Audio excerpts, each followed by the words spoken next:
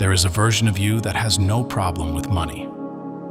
That version doesn't flinch when checking their bank account, doesn't feel guilt after a purchase or dread before a bill, doesn't lie awake doing the math. Money, for that version of you, is simply a resource, one that flows in because of who they are, not because of how hard they grind. Most people assume that version is someone else entirely. A different upbringing, a different industry, a different set of lucky breaks.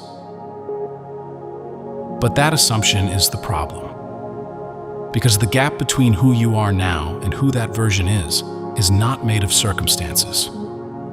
It's made of identity. And identity can be changed. That is what this series is about. Not motivation. Not hustle culture dressed up in spiritual language. A real structured process, one day at a time, over 21 days, that pulls the money-blocking beliefs out by the root and replaces them with something that actually holds. This is day one. And it begins with a question most people never think to ask. Why does money feel like it's always just out of reach? You work. You try. Sometimes you even earn well, and still, there's never quite enough. Or it comes and then goes. Or it stays, but the anxiety doesn't. The conventional answer is strategy. Budget better. Invest smarter. Earn more. And those things matter. But they're surface-level solutions to a deeper problem. Because you can have the perfect strategy and still sabotage it. You can know exactly what to do and still not do it. And if you've ever experienced that gap between knowing and doing, then you already understand, on some level, that something else is running the show. That something else is your identity. Your identity is not your name or your job or the story you tell at dinner parties. It's the collection of beliefs your subconscious mind has quietly accepted as true about who you are. It's the internal operating system that was written for you, mostly in childhood, long before you had any say in it. And here's what makes it so powerful and so dangerous. Your brain is always, constantly, working to keep you consistent with that identity. Psychologists call this identity-congruent behavior. It means that if your subconscious has accepted the belief that you are not a money person, or that wealth belongs to other kinds of people, your brain will find a way to make that true. Every time. Not out of malice. Out of loyalty to the story it has been told is real. This is why affirmations alone don't work. Repeating "I am wealthy" 100 times a day does nothing if the deeper identity underneath is still quietly running the program that says otherwise. You cannot think your way around a belief you haven't changed. You have to change the belief. That is what the next 21 days are designed to do. Before anything can change, you have to understand what you're actually working with. There are 3 distinct layers to a money-blocking identity, and most people have spent their entire lives being shaped by all 3 without ever knowing it. The first layer is your core money story. This is the narrative about money that was written around you before you were old enough to question it. The things you heard repeated at the dinner table. The arguments you overheard. The silence that fell when the subject came up. We can't afford that. Money is the root of all evil. Rich people are just lucky or greedy. People like us don't live like that. These weren't facts. They were the beliefs of the people around you. passed down like furniture, inherited without examination. But your developing mind had no filter for that. It received those stories as truth. And some part of you may still be living inside them right now. The second layer is your emotional relationship with money. Not what you think about it, what you feel. Notice for a moment what happens in your body when you check your bank account. Is there a tightening in your chest? A low-level dread? Relief followed almost immediately by anxiety. Those feelings are not random. They are the residue of years of conditioning, the nervous system's learned response to money as something unpredictable, scarce, or dangerous. And when the nervous system perceives something as a threat, it doesn't think clearly about it. It contracts. It avoids. It makes decisions from fear rather than clarity. Which is why so many financially intelligent people still make financially irrational choices. The problem isn't intelligence. It's the body's old survival program still running in the background. The third layer is the most invisible, and in many ways, the most consequential. It is the self-worth ceiling, the unconscious upper limit on what you believe you deserve to have. This ceiling shows up differently for different people. For some, it's chronic undercharging, knowing their work is worth more, but never asking for it. For others, it's an inexplicable habit of spending windfalls almost immediately after they arrive, as if the money is too uncomfortable to hold. For others still, it's leaving opportunities on the table, procrastinating on the very things that could change their financial life, not from laziness, but from a deep, unexamined belief that success on that scale isn't really for them. We will spend an entire day on this ceiling later in the series. But for now, the most important thing is simply to know that it exists, and that it is not a character flaw. It is a program, and programs can be rewritten. So what does it actually take to change a deeply held identity belief? This is where most approaches go wrong, and why most people give up convinced that they're somehow broken, rather than simply using the wrong method. The mistake is trying to force new beliefs on top of old ones.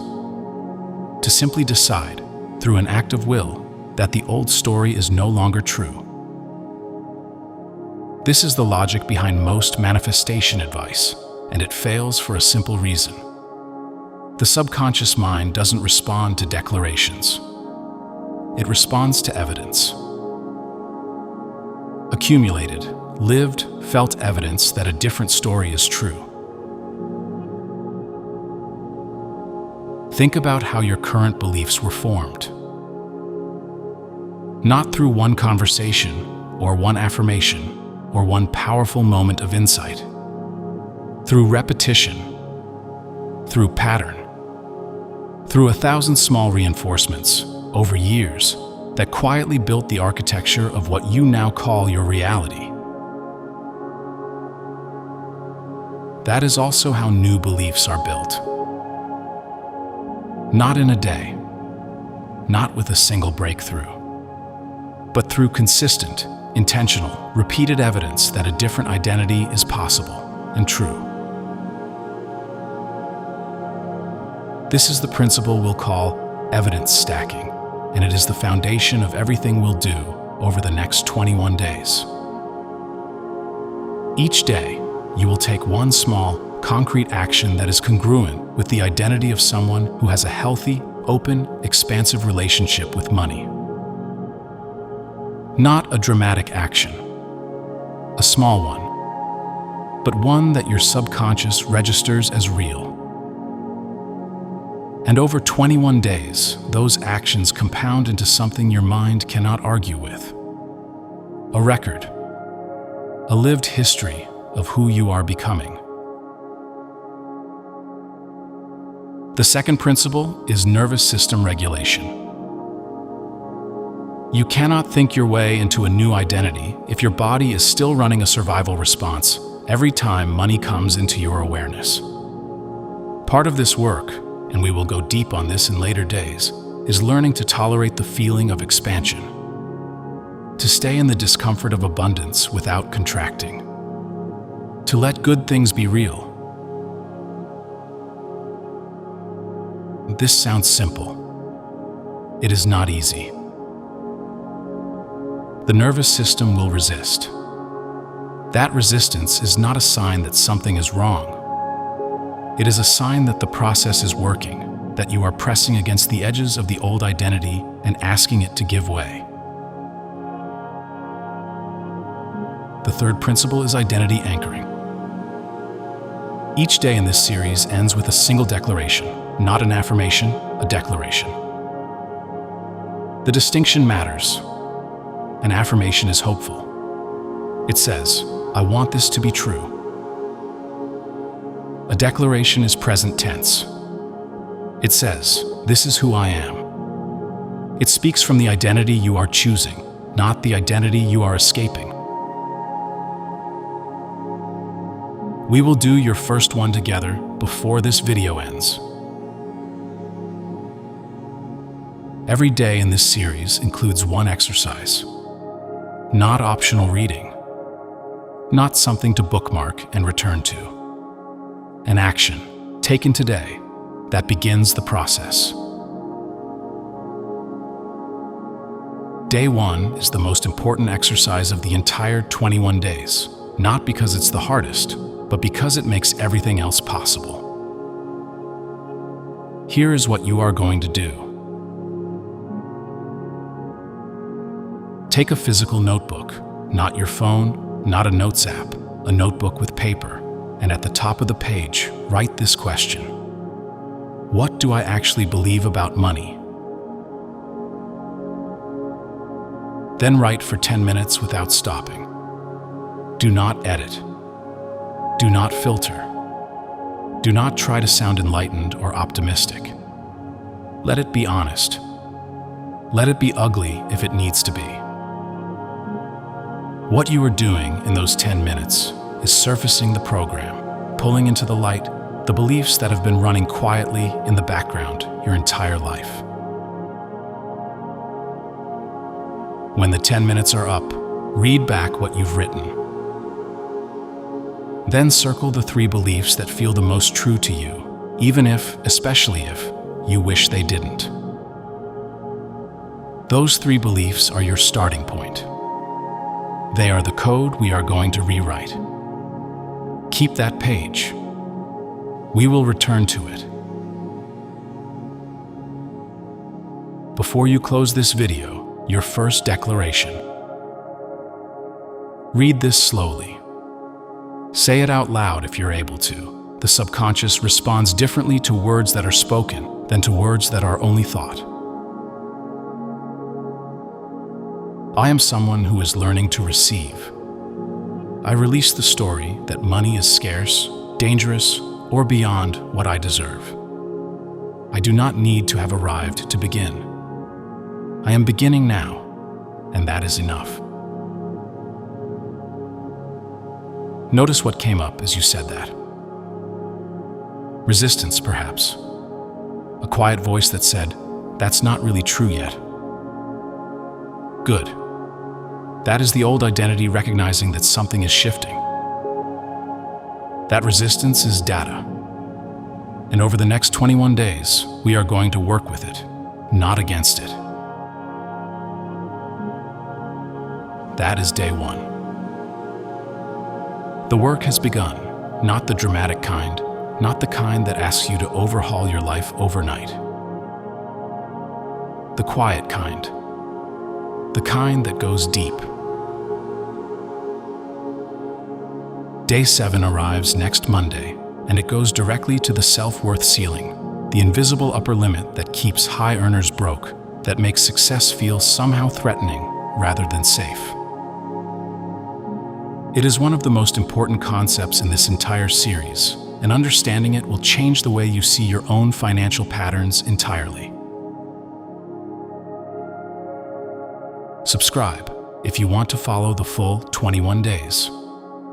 And in the comments, write the one belief you circled from today's exercise. Not for anyone else, as an act of acknowledgement. Because the first step in changing a story is being willing to name it. Day 7 is coming. Until then, do the exercise. Say the declaration. And trust that the smallest consistent action is already more powerful than you think.